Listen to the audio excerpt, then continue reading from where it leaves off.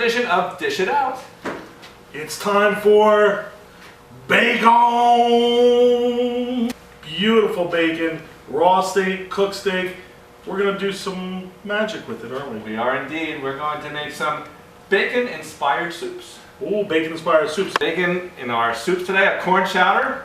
Oh, roasted corn. Roasted corn chowder, of course, and a bisque, a shrimp bisque with bacon. I know a little girl at home that I have, well, it's not so little anymore, my little Maddie. Anytime she happens to hear the word bacon, Bacon! What did I tell you? You know?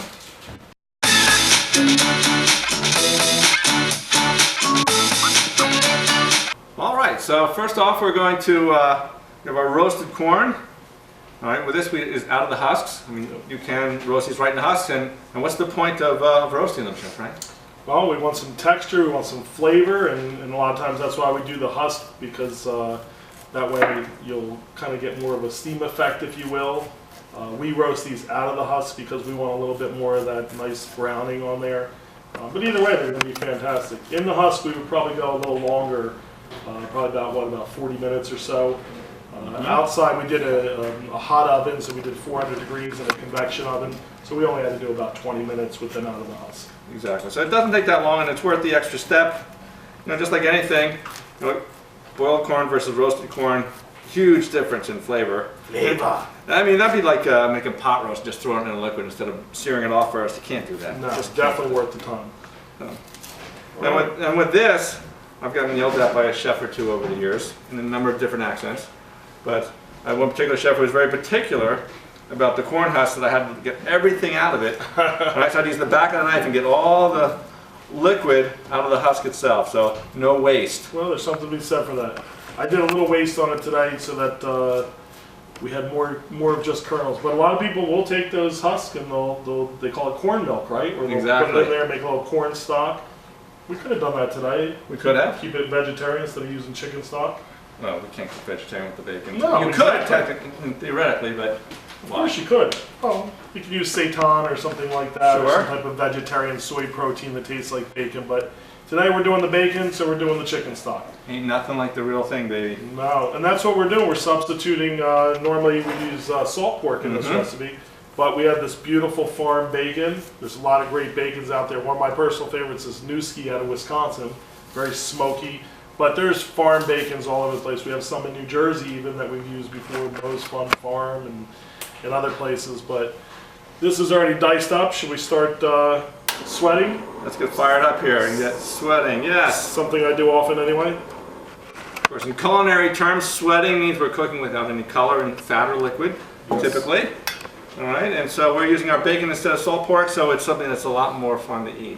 Oh yeah. Salt pork, no pass on that. You don't want a big piece of salt pork in your mouth, do you? No. How about this bacon though? Nitrate free we mentioned before. Yes, indeed. See, so maybe we'll live an extra 10 minutes. No, you know, everything in moderation. That's what they say. So we want to get enough fat out of there so we can actually sweat our vegetables in there, celery on the first, and our onions. You see that fat? You see that fat? You can't smell the bacon because you still don't have the smell vision. But it smells It does smell awesome. delicious. Nothing like, you know, they say a lot of realtors like to bake cookies or brownies or something. I say, you know, why not do some bacon before people come in to look at your house? All right, so we got a little fat going there. Okay. Can you see that? Can you see that? Can you smell it? No, they can't smell it. No, You can smell I it. can. Smells pretty good. Smells good. What do you think? Should we throw some onions in? The onions work. All right. Some nice, those are some strong onions. We unwrapped those today. Oh.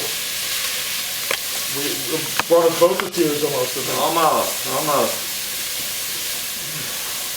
That and the price of bacon can sometimes bring you to tears, but Oh, you know, yeah. you gotta get the good stuff. It's like anything else. If you go out to eat, what do you spend these days? So why not use some bacon? If it costs you $9 a pound, we're only using 4 ounces of it. Exactly. I know we use a lot of it at our house every Sunday. I bake off a pound of bacon. But we don't eat that morning. It stays in the fridge. So during the week, we want to put some omelets. We're making a sauce. Good up to 7 days after cooked, right? Absolutely. So Good stuff. that's our sanitation knowledge. We got that bacon and onions. You know, that would make a good omelet right there, right? True. We got our celery. Now we're not using any carrot for this recipe, are we? No. So No. Any particular reason why? Well, typically we use a mirepoix. In this particular case, we're using this combination of vegetables of celery and onions because we don't want the carrot to turn things orange. Yes, we want to keep that nice color. So we're going to use the mirepoix in our bisque because bisque already has that beigeous color. So Exactly. But when we finish with our cream at the end, we want something that's going to be nice and creamy looking. yes, so more of the white, or I guess opaque. What's that the pronunciation? Opaque. Opaque. Opaque, tomato, tomato. Yes. It's all good. All right, so we're sweating here. What are we going to do next? So we're sweating here. Well, after we're done sweating here, we're going to Oh, we got to make the roux. roux. Okay. It's all about the It's roux. all about the roux. So let me grab the flour. ROUX, the roux, thickening of the soup. We want that nice chowder-like consistency. Exactly. You know, fat and flour make our roux. And a lot of people, you know, starting off with cooks, they're either supposed to sweat or even if you're supposed to saute your vegetables. If you're making a soup, you do it right in the same pan. You don't make an extra pan to dirty and clean up. No. We try to be, you know, conserve labor that way. Even if you're in our soups on class where the dishes are done for you. Exactly. So we have enough fat out there that we can dump in our roux. I think we got a nice amount of fat from that bacon. You know, Okay. the onions and the carrots are definitely sweating. They're cooking translucent, not much color. All right, so is it Okay. flour time? I think it is. Flour All power, right. baby. So I'll mix that in, and we're just using all-purpose flour, right? Exactly. And of course, you know, this is a roux is a great thickener because when you reconstitute it or thicken it, when you cool things down and reheat them, they're the same consistency. No playing games with that. And we just want to get that flour definitely cooked through because nobody wants raw flour in their Exactly. soup. So we want to make our nice blonde roux here. Well, just enough to get that starchy flavor from the flour cooked out. This bacon surprisingly has a good amount of fat, but Pretty kind of, lean. yeah, kind of lean. That's that foreign bacon, I guess. All right. It's exercised thoroughly. That's right. All right, so now we got our flour. So now is it stock time? It is stock time. And this is our chicken stock, which quite often we do in-house here. So this actually has very low sodium to it. So we'll probably will have to add some salt. We got some salt from the bacon too. The milk we need are 3 pints. All right, So it's a lot of milk. it is indeed. So now since we're putting milk in here, if we put milk or cream in here, I guess we don't want to go above a very low simmer. No, you know, you got to remember milk and cream, it's an emulsion. Mhm. So if it gets too high a temperature, you break that emulsion and it looks broken or curdled. We don't want to break anything. Not at all. It's not at this point. What about the corn? So what about, well, with the corn first we're going to puree the corn. Okay. All right, so we're going to take care of that, make it very loud. Mhm. And we also did not add our garlic early on. We're going to puree that right with our corn. Oh, see, saving a step, right? Exactly, and you know, then my hands don't have to smell like garlic, That's true. which is a plus. So we're gonna add our potatoes and simmer these out. I was gonna say, I don't think it's a chowder without potatoes. No, you gotta have the potatoes. And I poured the water off. You can store these in water, of course, so that they don't turn brown and oxidize on you. I'll let you do this, so if you get splashed, it's not my fault. Thank you. Well, that's our tip. We always tell people, you know, when you're dealing with oil or hot liquids, do it right next to it. Our chowder's starting, and those taters are gonna be nice and soft and fork tender. You know, this is gonna take about 45 minutes. About 45 minutes. Oh, So, it's a long time to wait. all right. But you don't have to wait that long, because we're gonna be back right after this.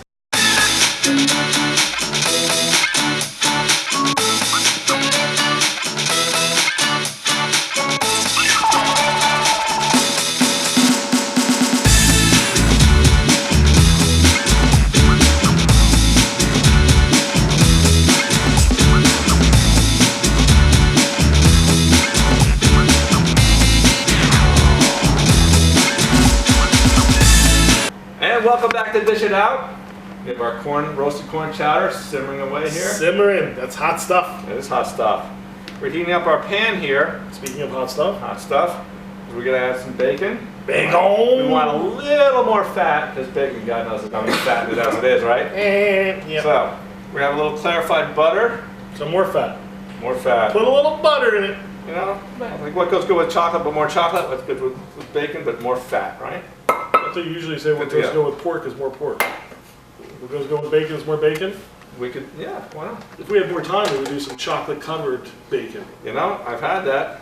And Maddie loves that, as long as it's milk chocolate covered, she'll eat the bacon. Yeah, well, that's I the. better watch not to say her name again. She'll appear again like a genie. So, all right, smelling good. Smelling good. Butter and bacon. Right.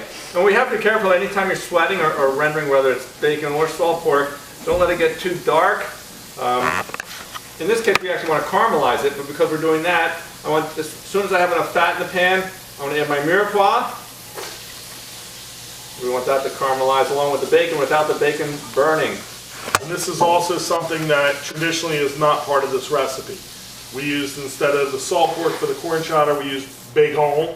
And for the shrimp bisque, instead of just the traditional butter, we did some bacon. Exactly. It's Okay. all about the bacon. All right. Is that a song? It's all about the bacon. But it, Oh no, no. that's bass, right? Yes. All right. And they can actually sing, Yeah, well, but you know. All right. I'm getting on it. Something that doesn't look too delicious, but is an essential part of our recipe, are the shrimp shells. Those are pretty shrimp shells. They right? are pretty shrimp shells, but you know, So- before that, what I want to do is I'm gonna be efficient here.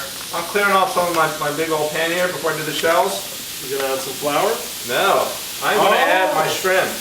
Oh yeah, look All at, right. see those are we saved the shells. Always save those shrimp shells, throw them in the freezer for a rainy day.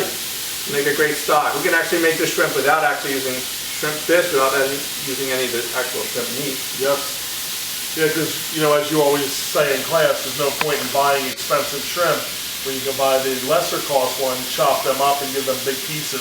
All the flavor is really coming from the shell. Right? Exactly. And with shrimp, of course, you don't want to overcook it. So if we're using this for our garnish, we're going to simmer it here and saute it off just enough so it's cooked, put it off to the side. And then it's added at the very end along with the hot soup. All right, we got All right. bacon and shrimp, butter and We got it. vegetables. You had Maggie and everything except the vegetables. You know, well, you know. But you still have me, because I'm in. This is good so far. Okay, we're going to say that's a good thing, right? What's that? Is that like rain on a wedding day? Shrimp falling overboard? Exactly. Look at the Teflon hands All there. right. Those have to be hot. All right, well, they're going back on hot soup, so That's true. not completely ready to eat yet. No. All right. And plus, we would Look probably overboard. be holding the soup at 135 degrees prior to Minimum, service. exactly. So we'd probably get, before we served it, we'd simmer it back up and let it hold, until we're ready to serve it. Okay. So that's smelling great. That's good. We're getting a little more heat under there. Are you gonna start the flambe yet? Almost. Oh yeah, Saute, that French term meaning to jump, right? there it is. And you're gonna have another lesson in French shortly after you add your garlic and Oh, tomato yeah. paste, right? Yeah, and then a little garlic here. We can leave that whole because we're going to puree this all up. Garlic. All right, and our tomato paste. Is that freshly pasted? I don't know how fresh it is, but it doesn't need to be. But that's going to caramelize pretty quickly now. That's a Lots good of sugars can. in there. That's a good canned product, right? It is. You know, you want to work with fresh ingredients where you can, but I don't know, too many people have the patience to cook down tomatoes into paste. This caramelization is going to give us that nice, rich, dark color in our soup. All right, Smelling great. is indeed. All right, so before we get too much caramelization down there, we need to deglaze the pan. We want the flavors lifted up off the bottom of the pan. So I'm heating up the edge of my pan so that I can get, we want the alcohol to all evaporate out of there, and the best way to do that is let it burn off. And we're using that high test brandy. Oh my goodness. Exactly, watch Oh. your eyebrows. This may reach you if you live in the area. Oh! Where's my marshmallow? Woo, that's a fire, Gus. All right, What do you call that? we call that French cooking. Ooh I la la. had a German chef when I was in culinary school. Every time we did anything flambe, ooh, look, French cooking. All right. That is for show. You know, you may want to watch. There is a point, there's a purpose burning those proofs off, but if you have lower ceilings at home, you know, you might want to use a little less and not go for Yes. such a high flame there. Yes, because microwaves do melt from underneath if Yes. we're not too careful. And we don't want the fire department in the area calling us saying we're to blame. I'm sorry, I'm smelling that smoky bacon smell. That's Man, good. So will shrimp bisque with bacon. we economize? We'll use this half of the pan. You just wanted to go back to the economized. You know, whenever we can. A lot of shrimp shells. We're actually It is. using about a pound of shrimp shells to yield us about 2 quarts of soup. Okay, it didn't take too long at all. Shrimp shells are very thin, so we got a nice caramelization on those very quickly. All right. Are you ready for some shrimp stock now? You know, I think we are. All right. So we're gonna add our stock. Have at it. Oh, thank you. So we're You wanna gonna- go all in? Yeah, all in. All right. All in.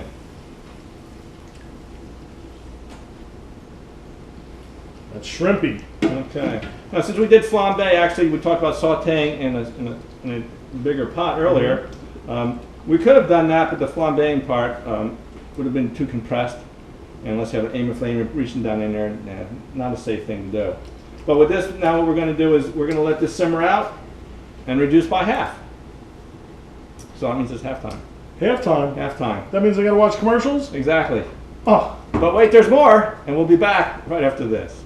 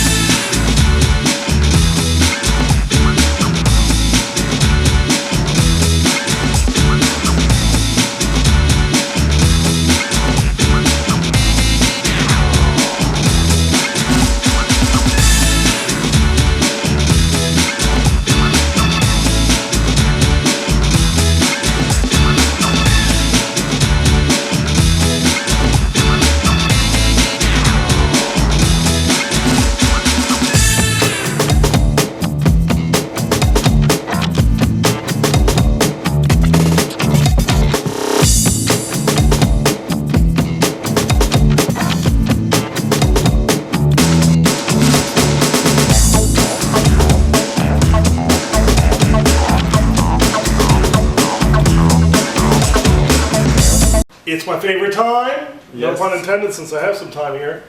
Well, plate up, and then Your favorite time, which is we get to try these beautiful soups. they were all bacon inspired. You know, you can't mess Bacon. with bacon. No, my Maddie's favorite is bacon. You know, again, every time you say the word, just all of a sudden she appears. Well, usually. Well, see what I mean? But I think everyone loves bacon. You know, you can't fault someone for loving bacon. No. Should I plate up the corn So we're chowder gonna plate up the first? corn, roasted corn chowder. Have at it. Yes, indeed. So we put aside some of the corn to use to float on top as a garnish. Want some Absolutely. fresh thyme, and of course some bacon. Oh, always bacon. I just sliced it up, you know, kind of julienne style. Oh, You knew that was gonna I happen. knew I need my towel.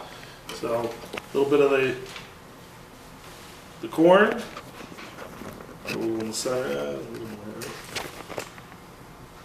Usually you're saying more to the bacon. Well, that's why I'm saving room for bacon. A little fresh thyme, right? A little of the bacon. Oh yeah, a little more bacon. I mean, that is the main ingredient of Yeah, today. it right? is indeed. Little micro celery So we're having all these different wonderful flavor combinations and now adding all these different textures. and some colors too, right? It's a beautiful thing, literally. And some more bacon. More bacon. Shocking, I didn't see that coming. Bacon roasted corn chowder going. I don't know. I think Nice. that's pretty. So let's get yours pretty so we can. All eat. right. We have our bisque going in here. You see we have plenty of shrimp. I added that shrimp in just at the last minute. Oh, that's beautiful. And you let that cook down a little bit more too to get Exactly. that nice texture. Nice and thickened. There we go. Mm, That's looking yummy. All right. Of course, some bacon. Look at Not yet. Oh. Not yet. Not yet. See, we're doing community bacon and we have community microgreens too. Exactly. I reserved a couple of little shrimpies here. One for And we're my- gonna one for my flip them chowder. on the top. I don't play nice and share, so no. And then we'll finish off some more microgreens. Did you put bacon in there already? I put bacon, but you know you can always use more bacon. In fact, you know, with a rim like this, Are you kidding me? it is Now about I'm the shocked. bacon. Look, we could have candied that bacon at least, or to do that, right? We could have. Either way, it's going to be good eating. Oh man! So now we've made it to the favorite part of the show. All right, I gotta On wipe. the- I gotta wipe my plate off. All That's right. beautiful. Can you guys see that out there? I hope they can see that. I hope so. These are works of art. We don't say so ourselves. You know, but they're going to be delicious. We'll see you next time. Ciao.